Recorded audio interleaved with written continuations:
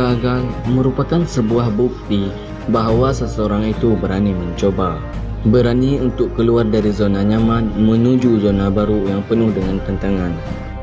Jika hari ini merasa takut, kita merasa khawatir, maka diwajari saja, semua orang pasti merasa dengan demikian.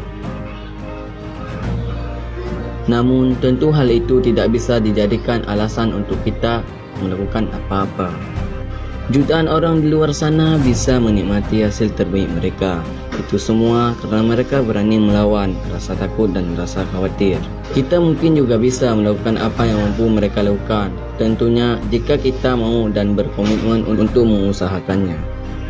Jangan pernah mau menjadi seorang pecundang hanya karena lebih percaya kepada feeling buruk yang hanya berinteraksi tidak dalam pikiran dan tidak nyata. Semua orang percaya bahawa tidak ada hasil tanpa ada usaha. Namun terkadang anehnya banyak orang berharap sebuah hasil tanpa melakukan apa-apa. Jikalau gagal ketika melakukan sesuatu, bukan berarti tangga menuju keberhasilan itu terputus. Kita bukanlah benda padat yang tidak pernah membantah ketika dipindah ke mana-mana. Kita ini manusia, kita bisa berfikir dan juga bisa berusaha untuk mencapai banyak hal dalam hidup.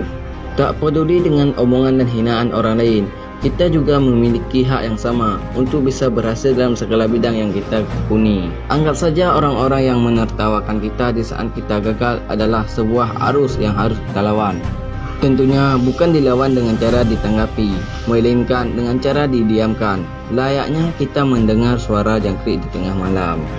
Sebuah kebanggaan itu ada bukan pada saat kita mampu menghindari dari mereka yang menghina kita, melainkan kebanggaan itu pada saat kita bisa menunjukkan bahawa di saat mereka asyik menertawakan dan menghina kita, kita sudah mulai banyak hal.